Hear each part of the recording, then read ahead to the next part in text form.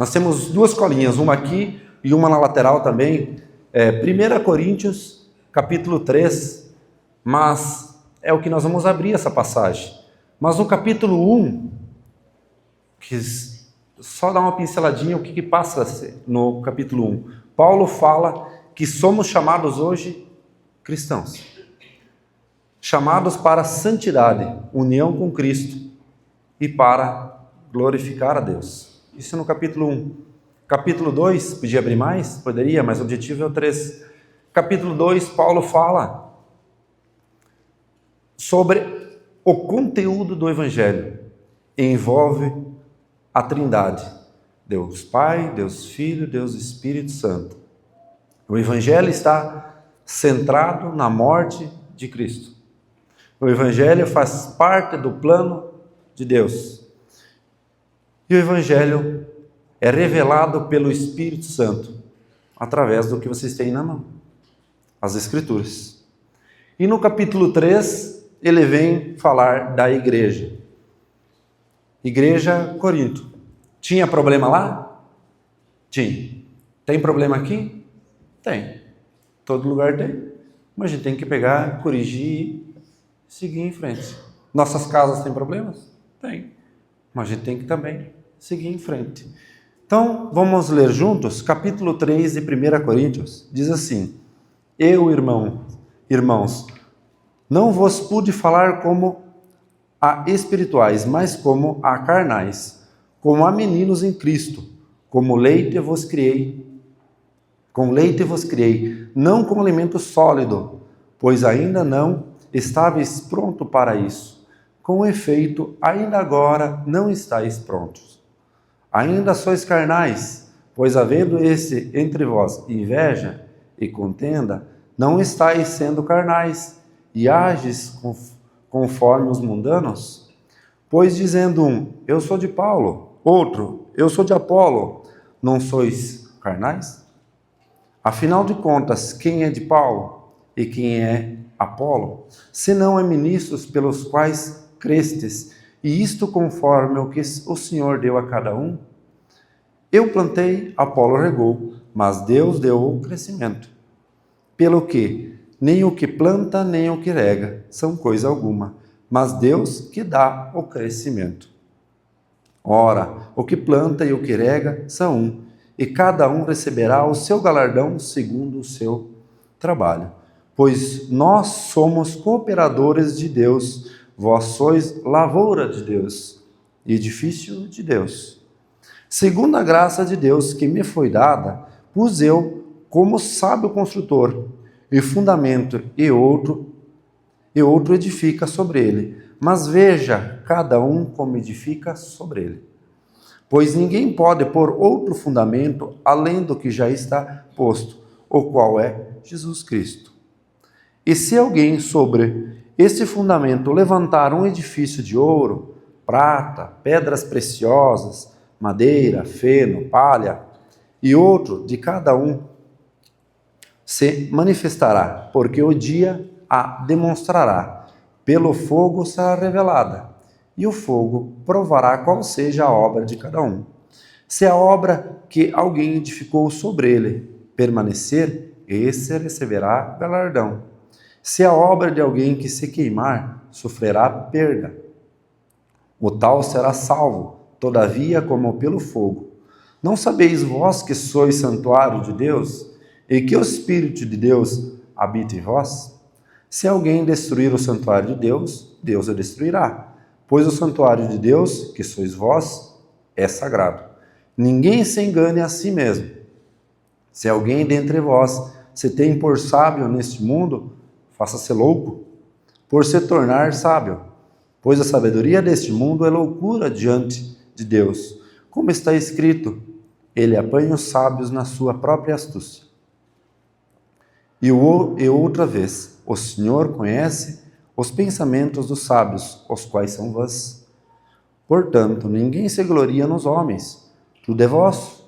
Seja Paulo, seja Apolo, seja Cefas, seja o mundo, seja a vida, seja a morte, seja o presente, seja o futuro, tudo é vosso. E vós de Cristo e Cristo de Deus. Amém? Nós abrimos com 3 perguntas e do eu decorrer a gente vai entender. Mas Cássio, tu falou exatamente isso, sim? Eu falei exatamente isso. Alguma coisa sempre passa. E Deus hoje quer corrigir a gente. Quer mostrar o que a gente precisa melhorar. Primeiro, o que é um crente carnal ou infantil? Quais os sintomas de uma infantilidade? E quais as nossas atitudes como liderados? Tudo isso a gente vai responder ao decorrer do capítulo 3. Nos versículos 1 ao 4, Deus está falando para o povo de Corinto. Não como carnais, e sim como crentes, que já creram. Então ele está falando para quem? Para salvos. No versículos 1 ao versículo 4, ele está falando para pessoas salvas. Não está falando para pessoas que não são. Ele está falando da infantilidade. Então ele diz lá, olha lá no início, como eu, irmão, vos pude falar com os espirituais, mas não como carnais, como meninos em Cristo. Então ele está falando com os salvos. Então ele está dizendo assim, vocês já foram salvos, vocês são salvos. Tempo. O que é a salvação? Crer em Cristo Jesus que veio morrer para pagar todos os nossos pecados. Faz tempo que vocês são salvos. E vocês estão agindo como mundanos ainda. É isso que ele está dizendo. É isso que acontece muitas das vezes. Ele diz assim, eu não posso falar algo a mais que vocês se aborrecem. Sabe por quê? Porque ainda vocês estão agindo como mundanos. Vou citar um exemplo. A Esther e o Enzo. Vocês conhecem os meus filhos? A Esther hoje come de tudo. É uma draga, né? Então, há um tempo atrás, ela só podia se alimentar de leite, né? Não podia comer o que o Enzo comia, a Esther não podia comer. É exatamente isso. Eles hoje estão só se alimentando de leite. Nasceram e ficaram. É isso que ele está querendo dizer. Como é que eu posso falar algo a mais para vocês se vocês estão só no leitinho? Eles estão numa dieta só no leite. Será que eu e você também não estamos só nessa dieta? Isso quer dizer que precisamos se aprofundar da palavra, irmãos. Sair dessa dieta. Nós nascemos, tem irmãos talvez lá que tenham nascido há muito tempo, mas estão ali só frequentando o culto. Só frequentando o culto. Nós achávamos que só em Corinto falava isso. Hebreus fala a mesma coisa e mais aprofundada. Vamos em Hebreus, capítulo 5, versículos 11 a 14. Hebreus, um pouquinho para frente.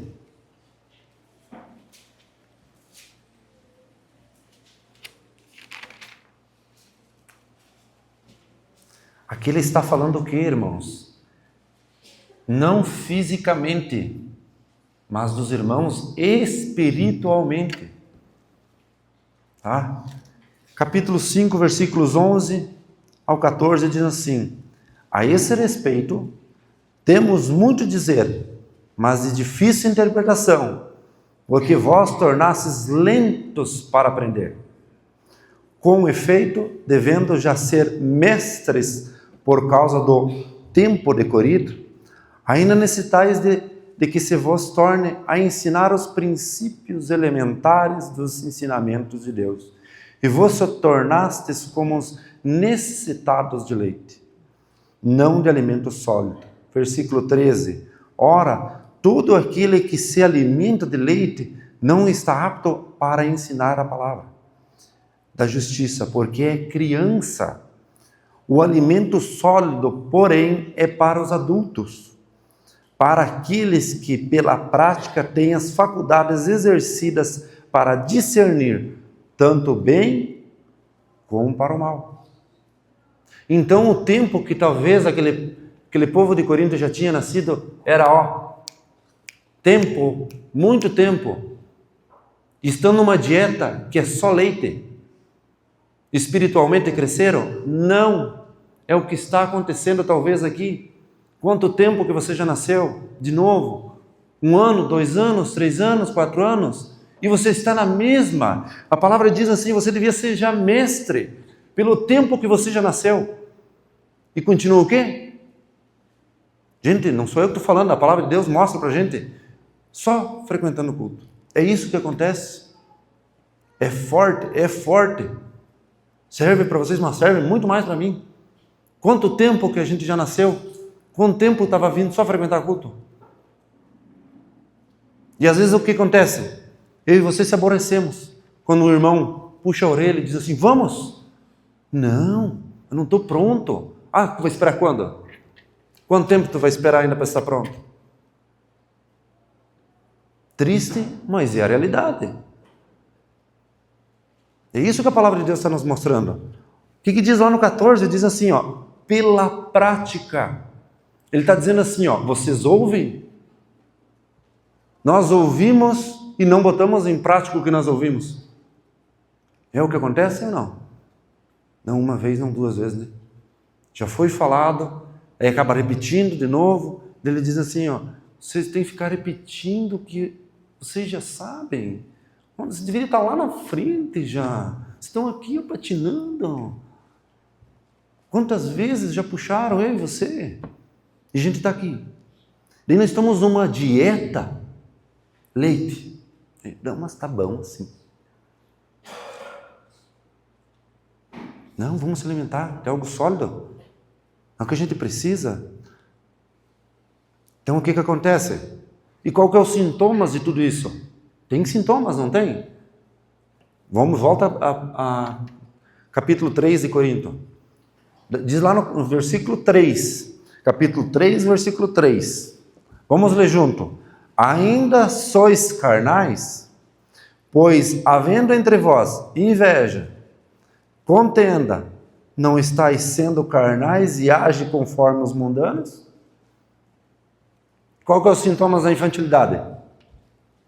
Inveja, que o irmão foi levantado. Mas devia ser eu. Contenda, não dá briga daí? Dá. Isso mostra o quê? Infantilidade. Imaturidade espiritual. Quando nós olhamos os problemas dos irmãos, olhamos o que o irmão faz, o que o irmão deixa de fazer, isso não é porque você é Esther, criancinha ou... Não, isso é imaturidade espiritual. Quantas vezes a gente diz assim, não, mas é o irmão.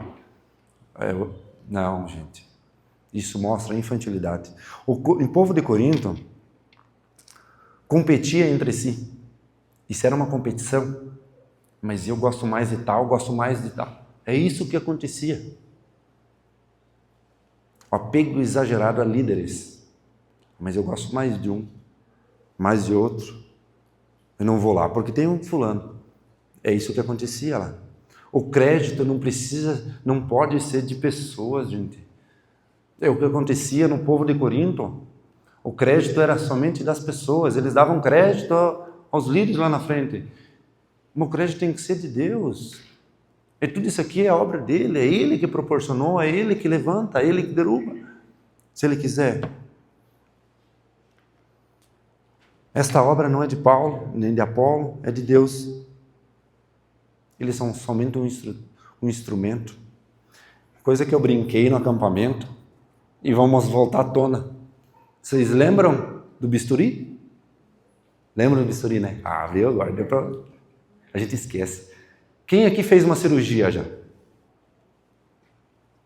As mulheres valem muito, quem já fez cesárea, né? Então, é uma cirurgia também. Quando você saiu da cirurgia, você saiu de lá dizendo assim, aquele bisturi era fantástico. Cortava super bem, não arranhava, era bom demais, né? Era assim que você... Não, né? Não, a gente sai de lá dizendo assim, ó, não era o bisturi.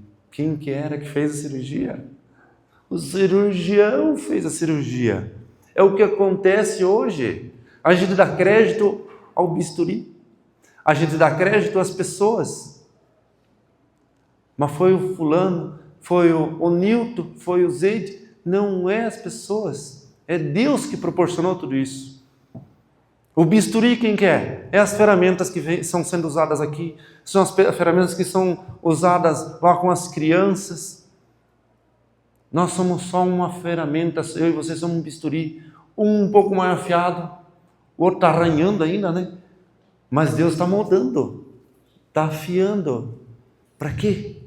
Para que corte super bem. Eu e você somos ferramentas usadas, somos o bisturi. Que a gente não esqueça disso. A gente leve para nossa casa entendendo que eu e você somos o bisturi, mas a obra é totalmente de Deus.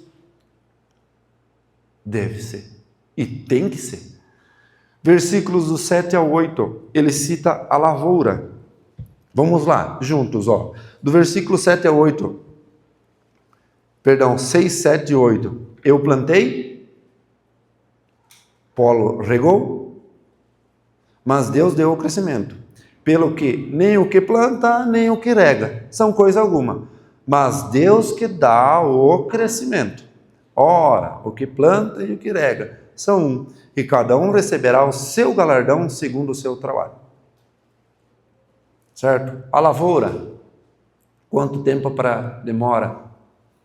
Qual que é mais importante? O que planta, o que rega ou o que colhe? Para chegar o alimento em nossa casa. Tem que ser os três, né? Porque se não tiver o que planta, não tem o que rega. Se não tiver o que rega, não tem o que colhe. Então, a importância é dos três. Os três são necessários, mas em diferentes etapas. Todos são necessários. Por quê? Todos são servos de Deus. Deus proporciona, se Ele quiser, o crescimento.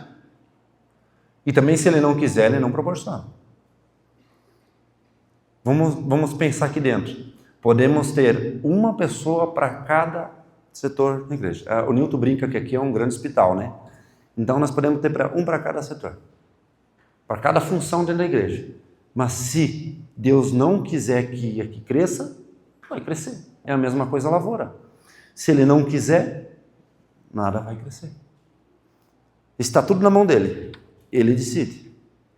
Mas às vezes a gente age como nós colocasse lá na terra, nós que regamos, eu e você que colhemos. Não, gente, atrás de tudo isso tem um Deus misericordioso. As nossas orações acontecem o quê? Deus tem misericórdia. Misericórdia. Ele não teve misericórdia de eu e de você por estarmos aqui hoje? Qual que é o objetivo de tudo isso aqui? Deus. Nós precisamos, às vezes, os irmãos que estão à frente, valorizar os dons deles. A gente vê, mas aquele é melhor, aquele não é. Isso mostra a infantilidade. A gente, pela carne mesmo, a gente acaba mostrando isso, às vezes demonstrando, não, mas aquele é melhor. Às vezes o silêncio fala mais do que 1000 palavras. A gente precisa ter a grandeza, olha só, precisamos ter a grandeza de sermos pequenos. A gente, muitas das vezes, inverte os papéis, né? Nós somos o quê? Servos dessa grande lavoura de Deus. Eu estou aqui, você está ali, mas tudo isso aqui é Deus que está proporcionando. Lembram do bisturi? Sou só uma ferramenta.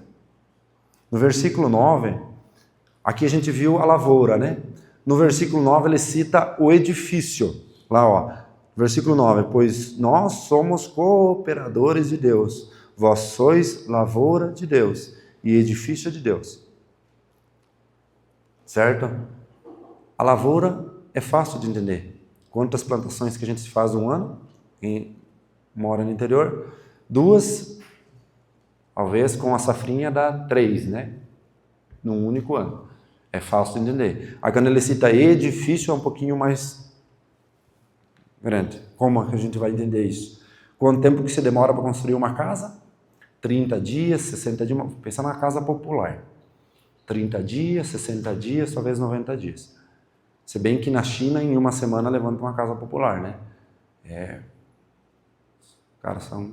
Mas enfim, aqui ele está falando em edifício. É uma construção maior ainda. Vamos pensar assim lá na Europa. Quanto tempo que demorou para levantar aquelas grandes catedrais? 100 anos, 200 anos, 300 anos para ser levantado aquilo lá. Certo? Aí chega no final da construção, vamos chamar o engenheiro-chefe, né? Ele precisa cortar fita. E o engenheiro-chefe, quem quer?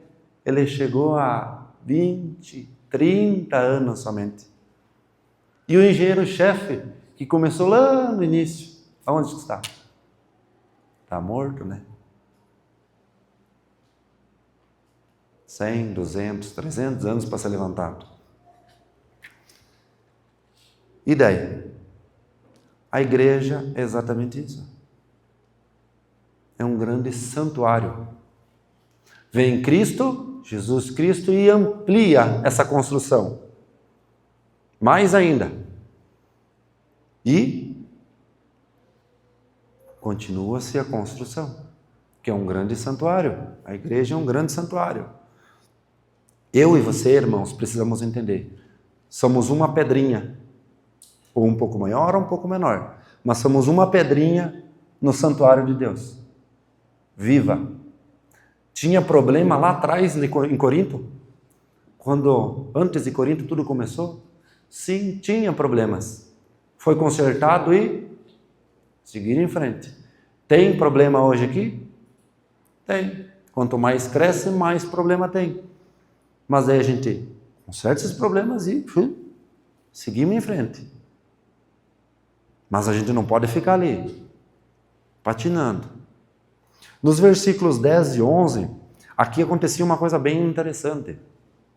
Paulo está falando que as pessoas gostavam muito dos líderes, né? Um apego exagerado a lideranças. Mas os próprios líderes, nem vamos chamar de líderes, né? Porque líder que é líder, leva o povo junto, né?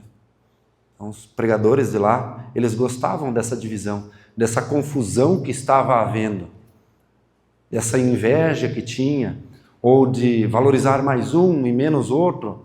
Eles gostavam disso. Por que eles gostavam de tudo isso? Porque eles estavam em cima. Não é isso. O fundamento da igreja tem que ser Cristo. Não pode ser homens. Quando chegar alguém e só falar que é eu, ou só querer algo para ser, que a gente vê muito isso aí fora, o que acontece? Você perdeu. Você perdeu. Lembra da lavoura? Deus proporciona o crescimento, mas se Ele não quiser, não vai crescer nada também. Lembra que eu e você somos uma pedrinha viva? É isso que acontece. Lá acontecia isso, apego exagerado a lideranças. Nos versículos 11 a 14, vocês vão lembrar da palavrinha. Algo que acontecia. Lá, eu tive muita dúvida sobre isso, perguntei, porque essas dúvidas a gente tem que sanar. E o objetivo aqui é a gente sair sem dúvida. Literalmente é algo chamado como bema, ou significado no grego se chama bima. O que significa isso? É um pódio, um tribunal elevado de Deus. Existe isso? Sim. O crente prestarão contas de suas obras, não para condenação, mas para receber o galardão. Sabem o que é o galardão? É um prêmio, né? Às vezes a gente quer um galardão aqui, mas não é aqui que a gente vai ganhar. É lá em cima que vem o galardão. Então, tudo que fizermos no corpo da igreja vai ter um prêmio? Vai. Não aqui. Aonde? Na eternidade. Ah, mas vai demorar demais. Gente, o galardão não se tira aqui. O tribunal de Deus é julgado ao crente e não é julgado ao crente, mas sim as suas obras. Então ele usa uma palavra bem interessante, o fogo, para fazer essa separação. Aonde isso? Versículo 12 diz assim, ó. Todos estão lá?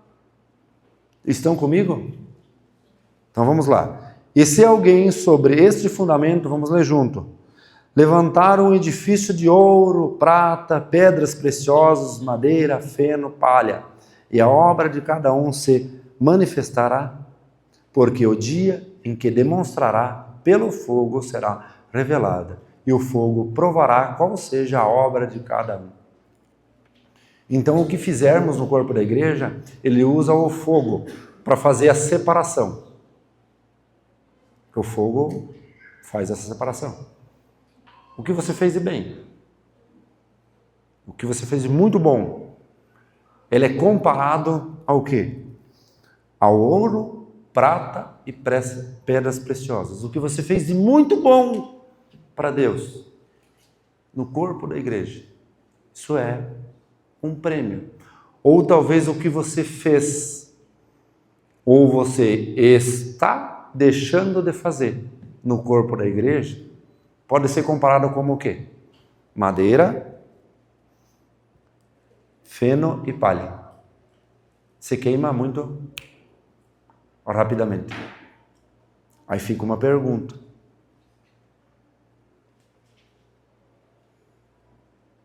Qual que é o meu prêmio? Comparado ao ouro ou comparado à palha que se queima rapidamente?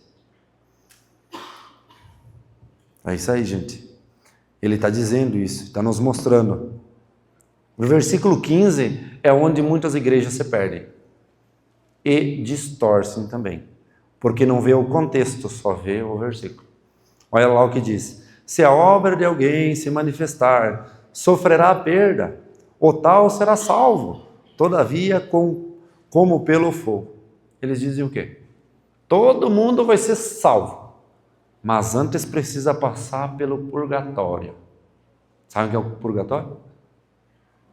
Tem que passar pelo muito sofrimento primeiro, então todos vão ser salvos.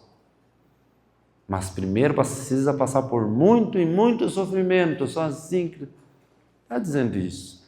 É onde que ele se perde, não quer dizer isso.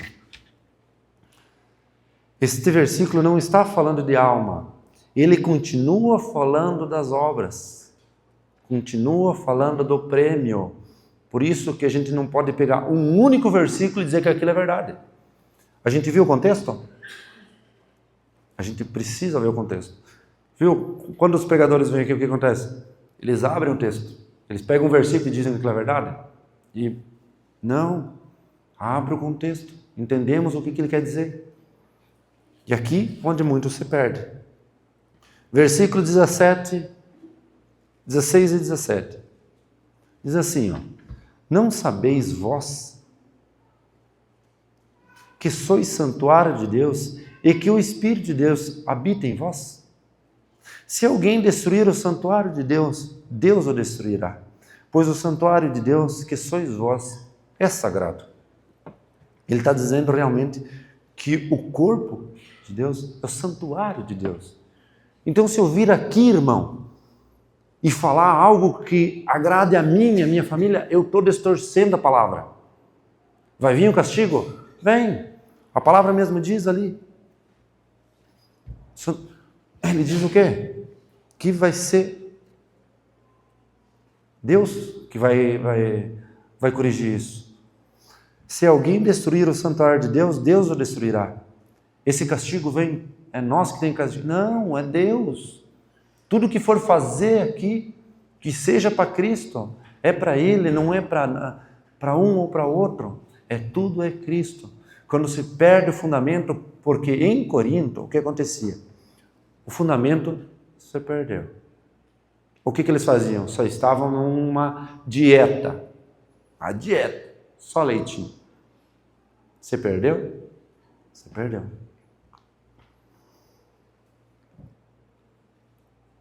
Também ele mostra que aqui está se referindo a falsos mestres da lei, que se infiltravam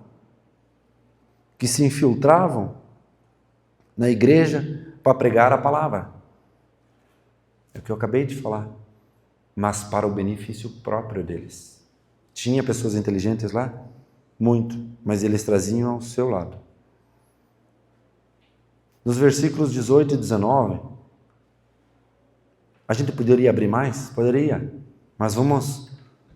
Os versículos 18 e 19 dizem assim: ninguém se engane a si mesmo. Se alguém entre vós se tem por sábio nesse mundo, faça-se louco para se tornar sábio. Pois a sabedoria deste mundo é loucura diante de Deus. Como está escrito, ele apanha os sábios na sua própria astúcia. Sim. Tinha muitos que se achavam num conceito muito elevado. Usavam provavelmente palavras muito conceituadas, palavras, sim, tremendas, diferentes, mas para o seu benefício próprio. Porque, olha só o que ele diz assim, ninguém se engane a si mesmo. Se alguém entre vós tem por sábio neste mundo, faça-se louco para se tornar sábio. Talvez vocês já passaram por isso, eu passei, que disse assim, quando estava no estudo, ele disse, quem lê a Bíblia todo dia é louco. E eu disse, realmente, amigo, então eu sou louco. Mediante os olhos do mundo, que ele era do mundo, eu era louco. Mas não importa o que o mundo diz. Importa o que Deus olha para a gente e diz assim, meu filho, você está fazendo certo. Isso eu me agrado. Então eu vou se tornar louco na frente, mediante os olhos do mundo? Se tornamos. Não sei você, mas eu leio a palavra de Deus todos os dias. Todos os dias eu apanho. Então, mediante o mundo, eu sou louco. Mas e o que Deus está olhando para a gente? Continue.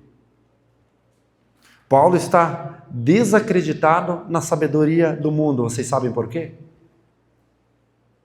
Ele desacreditava da sabedoria do mundo. Vocês sabem por quê?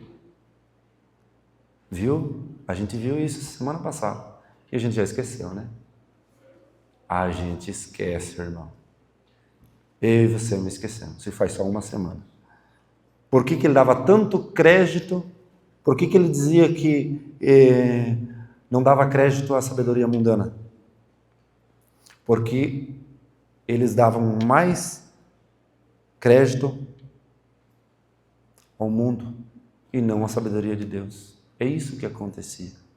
Por isso que Paulo desacredita a sabedoria do mundo. A sabedoria do mundo é vã, mas quando a gente lê a Bíblia, ela nos molda. Ela nos leva de volta para o caminho. Lembra de um trem? Se você se descarrilar o trem, você se perde. Se sair fora do trilho, você se perde. É difícil de a gente se manter na linha de Deus. Não é fácil. Mas a gente tem que se esforçar, gente. Olha só. Tinha problemas lá? Tinha. Essa glória tem que ser de quem, irmãos? É dos pregadores, do Zeid, do Newton aqui? Não. É de Deus. Os versículos 21 a 23 diz exatamente isso. Diz que ninguém se deve gloriar por causa de homens. Não estamos aqui por causa do Zeid, por causa do Newton, por causa de um pregador. Nós estamos aqui por causa de Deus, essa obra de Deus. Eles são só um bisturi afiado, que a gente sai daqui, às vezes, não sei você, muitas noites eu saio daqui arrebentado. É afiado? Sim, mas tem que ser. Para quê? Paramos de andar como carnais. É isso que ele está dizendo. Olhem de novo o versículo 3. Reflitam nele, o que diz lá? Ainda são carnais? Pois, havendo entre vós inveja, contenda, e não estáis sendo carnais e ages conforme os mundanos? Será que você realmente creu? Sim, é uma pergunta. Será que você realmente creu? Você está ainda agindo como carnais? E se você creu, ainda está numa dieta que é só leite? Agindo com infantilidade, com imaturidade? Vendo só um irmão, outro irmão? Será que nós estamos só agindo dessa forma? Lembra que nós tinha problema em Corinto? Tinha. Foi consertado e seguir em frente? Sim. Aqui tem problemas? Sim, vamos consertar, vamos resolver, vamos seguir em frente também. Isso mostra maturidade espiritual. Ou nós estamos mostrando imaturidade espiritual? Nós estamos só numa dieta de leite? Ou eu e você estamos buscando algo a mais? Porque quando nós nascemos de novo, a gente tem que se alimentar, buscar a mais. Aí a gente vai ganhar um alimento sólido. Então, quando você ganha um alimento sólido, muita coisa bate e você aguenta. Quantas vezes vocês apanharam? Só aqui dentro. Muitas. Sigam em frente. Eu no início, não sei você, mas no início, capaz. Porque eu só me alimentei de leite. Começava a olhar, não, mas ele está errado. Está errado. Imaturidade espiritual. Ou você é um jovem ainda, rebelde, cresceu um pouquinho e dizendo assim, não, mas não pode ser dessa forma. Não é dessa forma que tem que ser, é do meu jeito. Reflita. Saímos do leite e se alimentamos de alimento sólido.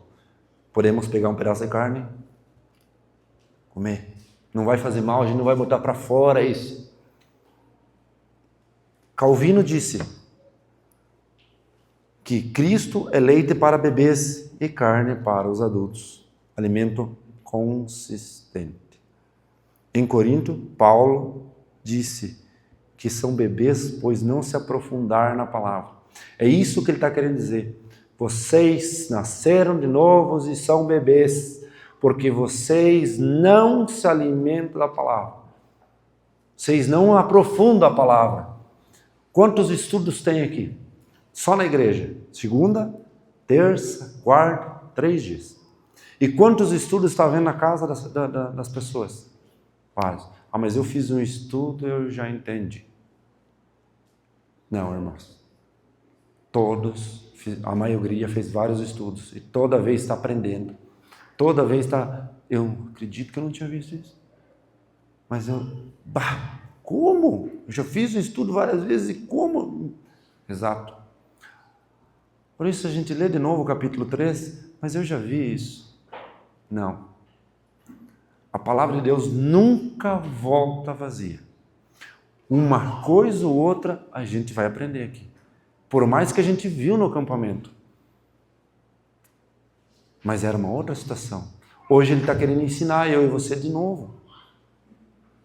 Saímos, volta a dizer, você está, com nem o versículo 3, com inveja, contenda, imaturidade espiritual. Eu estou repetitivo, é isso aí. Mas tu já falou sim, porque quantas vezes a gente precisa falar para a gente entender? Vamos se alimentar de novo. Eu fiz um estudo, não vou fazer mais nada na igreja.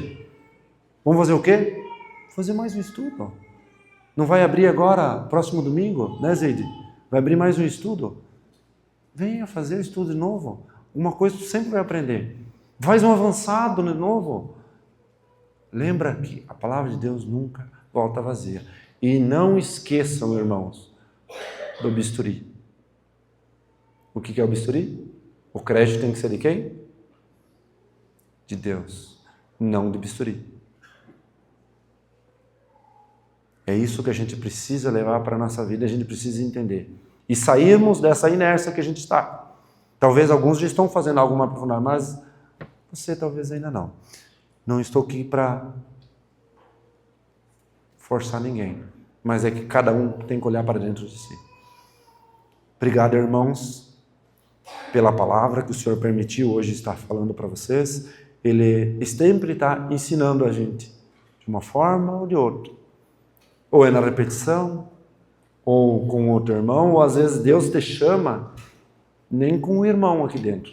Às vezes Ele te chama por alguém lá de fora, dizendo assim, ó, você está indo para o lado errado.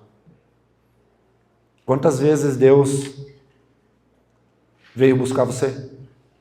E você relutou, você não quis, quando você creu, daí você continuou o quê? Na mesa. só frequentando. Tem bastante funções na igreja? Tem. Só precisa da gente querer buscar, vir da gente também. Amém?